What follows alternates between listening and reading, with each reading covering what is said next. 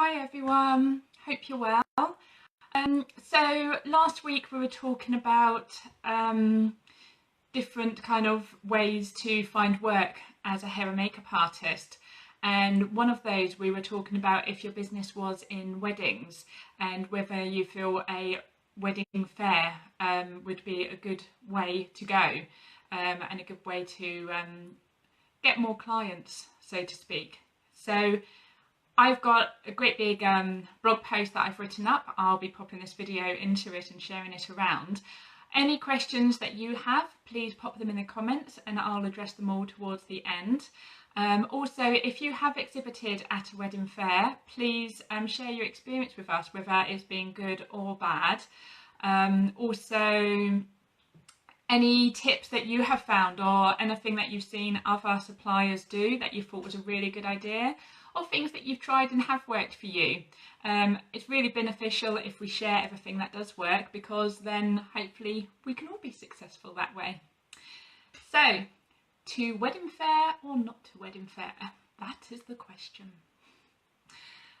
Wedding fairs are a great way of putting yourself out there. Meeting potential clients, getting introduced to venues, networking with other suppliers.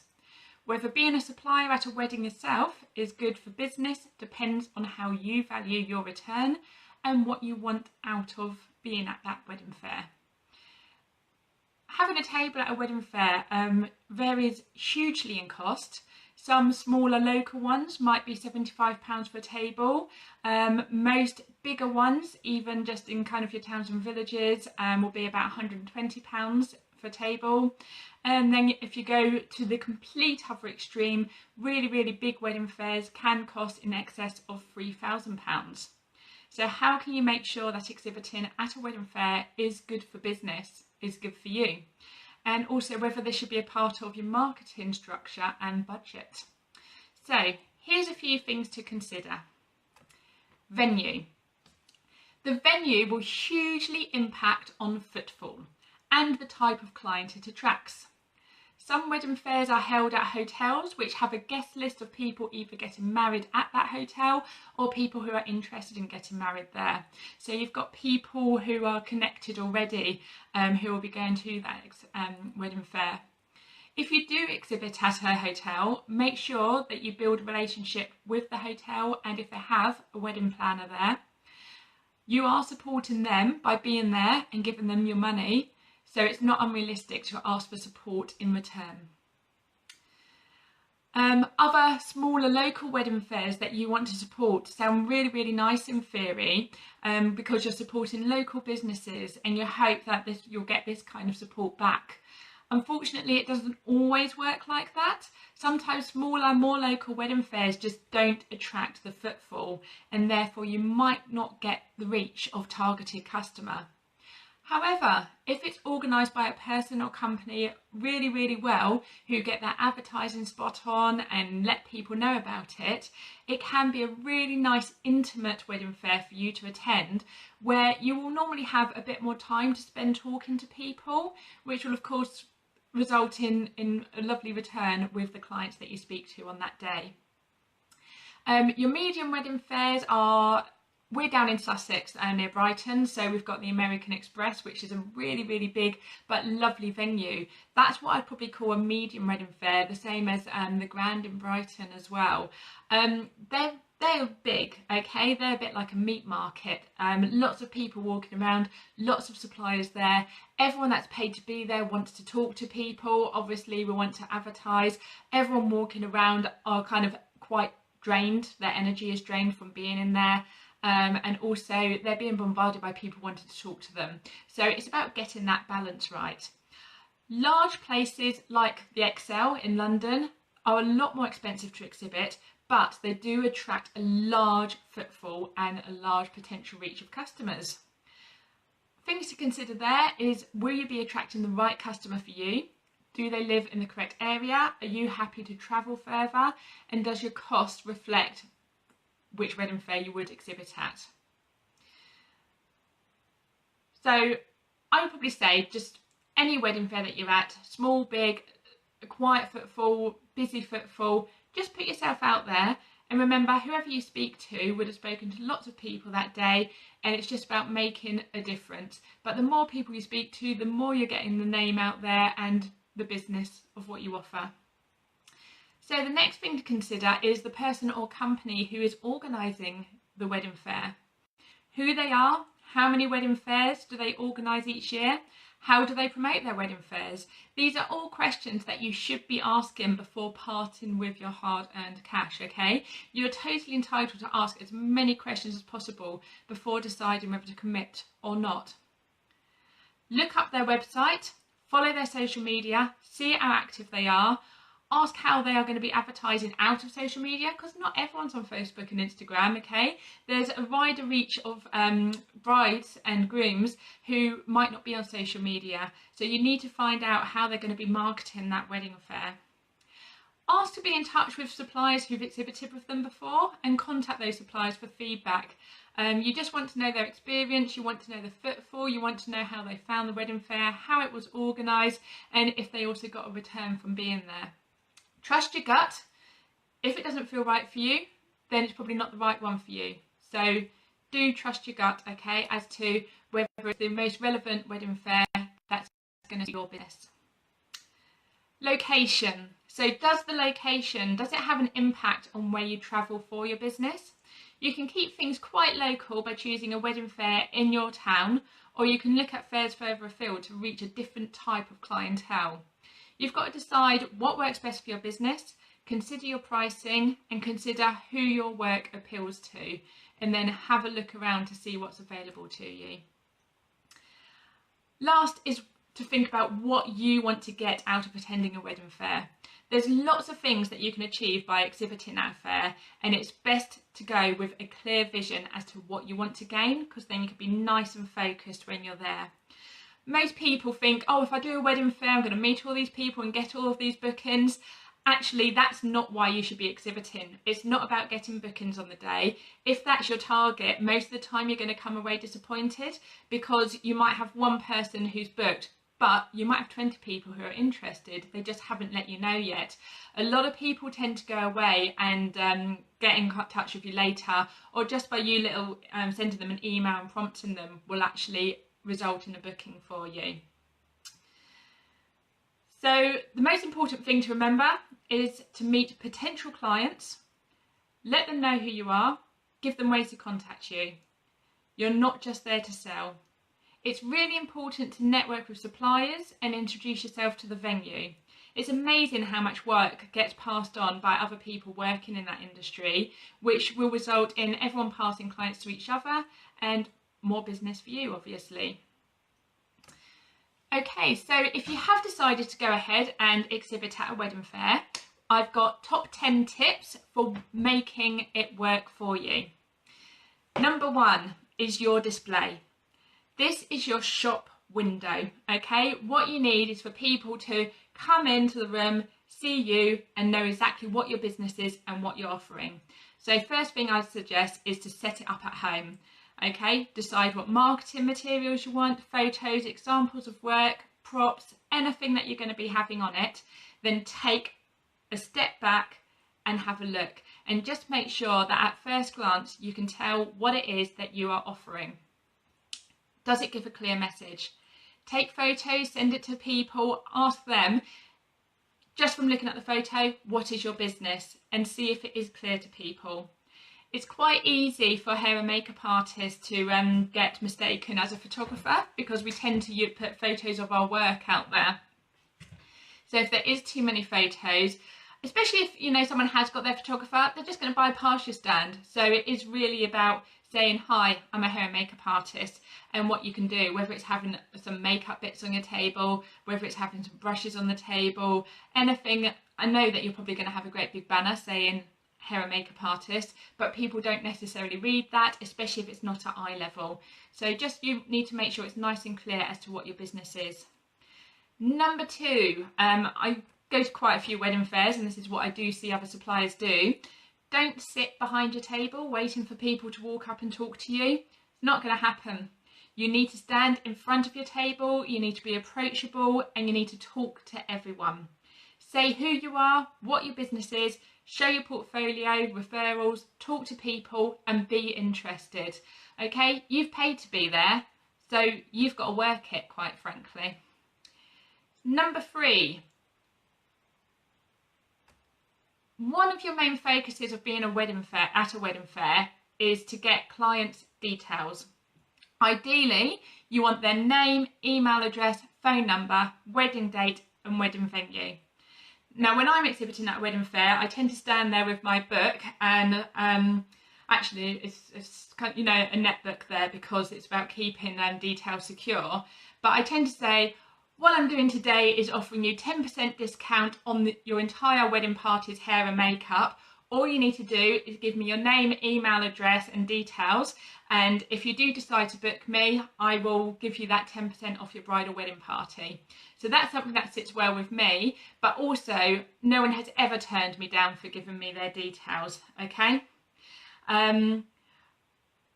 Once you have got their details, make sure that you follow them up 2 to 3 days later. I tend to just send a little email saying, hi, I'm Amy, you met me at this wedding fair. It was really lovely to meet you. Obviously, if you've spoken to them and they've given you a detail, either something about their hair or they've got a theme for their wedding, or maybe they're wearing a different coloured wedding dress, just drop that into the email so it's a personal thing to them rather than being at round robin, that you're sending everyone exactly the same thing.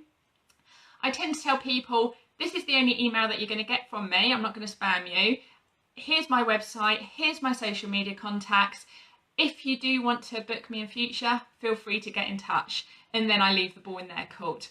I know other suppliers might follow that up a month later. It really is up to you and how you choose to run your business. Obviously, the main thing here is to make sure that you're GDPR compliant by asking their permission that you can contact them.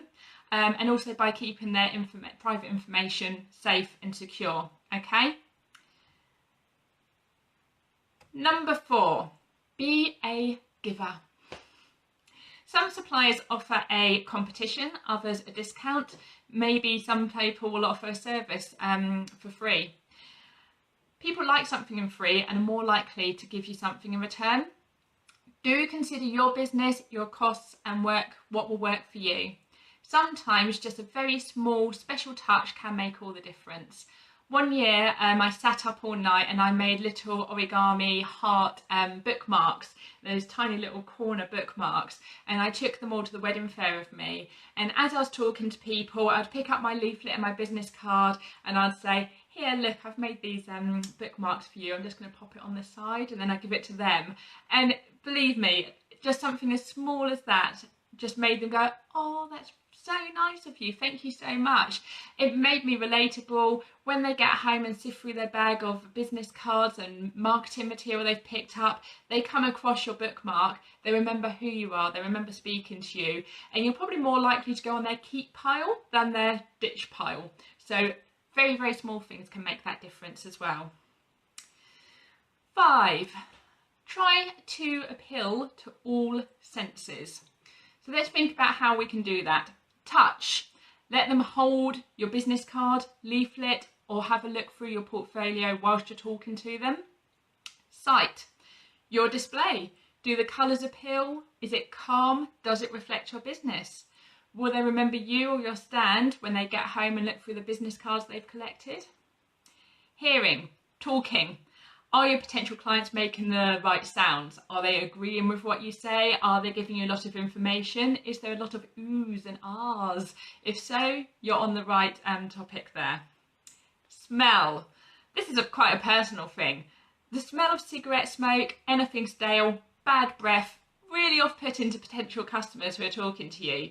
So just make sure that you've got the mints at the ready and check, because people are more likely to remember a bad smell or something negative than they are something positive. So we don't want to leave anyone with that kind of memories. After smell comes taste. Is it worth having a few little treats on your table? Wedding fairs can be quite draining and energy zapping, so having a small sugar fix, doesn't matter how small, but it can perk up their attention whilst talking to you and just keep them concentrated that little bit longer. It also attracts children to your stall, so if mummy and daddy are getting married, they will bring mummy and daddy over to your stall with them. So nice little tip there. Number 6, make your marketing clear, precise and memorable. Remember, lots of suppliers are exhibiting and will be doing the same as you. Ideally, you want to make that difference so that when your clients get home and sift through the bags of business cards, you want to jog their memory of who you are, the fact that they spoke to you and the business that you have to offer. In the past, I've used the same photo. I've basically got my banner that I put up and I took a photo of my banner and I turned that into my leaflets and my business cards in the hope that it just kind of triggers the little signals in the brain to relate to who I am. Obviously, it's worth having a photo of you as well, as long as you don't drastically change your look like I used to, so that they've got that photo of you, who they spoke to, your banner, your stand, so it all relates so that when they get home, they do remember you. Number 7, network with suppliers. Always turn up at the wedding fair early, set up your table, make sure you're happy with it, and then take a walk around the venue and introduce yourself to other exhibitors. Take your business card with you, give it to them, let them know where your stand is. If you're a hair and makeup artist, go to the other hair and makeup artists there. Say, hi, I also do hair and makeup, my stand's over there, lovely to meet you. Obviously, if you both do the same job and you've both got a wedding on one day, you can't do both weddings. So you've suddenly found someone that you can pass the work on to. Plus, if you've got a great big wedding and you've got an assistant, yet again, you've met someone that you might take onto that job, which is absolutely great, really, really good for networking. Obviously, anyone that you meet at a wedding fair will be working in the wedding industry, and yet again, they will pass on your details to potential clients to get in touch with you. I've just met one photographer at a wedding fair, and she's probably passed on about 30 to 40 weddings to me just by me meeting her there. So word of mouth speaks wonders, and people working in the same industry will pass on details of each other. Number 8. Demonstrate your work. Now, this can be done in quite a few ways. One thing I don't recommend is taking a model to your wedding fair and sitting there doing her hair and makeup whilst the wedding fair is on and everyone's walking around, because people might stop to see what you're doing, but you're not going to be able to talk to them. And there's nothing worse, believe me, I've done it myself, where I probably started a face or done a half a face, had to stop to talk to everyone. That didn't represent my work. It didn't look fantastic because it wasn't a finished makeup. So if you are going to do that, have a friend or a relative come and help you on your stand. Do their hair and makeup first. Put in a little, veil, maybe a bit of hair decoration, but then they've got to work the stand with you. But if, as you're speaking to people, you can say, oh, look, here's my model. I've done her hair and makeup today. So you can demonstrate your work that way. Other ways to demonstrate your work, if there is a catwalk going on with people modelling wedding dresses, you can speak to the organiser and offer to do the hair and makeup for those models. Yet again, you don't want it to take you away from the wedding fair time where you should be talking to potential customers. So you want to be doing that before the wedding fair starts. And in exchange for that, you want them to read out hair and makeup by you that everyone can go and find on that stand there. You're not just going to do it where it's not spoken about again, because no one's going to know. If they have got a screen with credits as well, you want your name on those credits, okay? So be very, very specific what you need for your business. As I said, you're paying to be there. This is for your business to get more clients. You need it to work for you.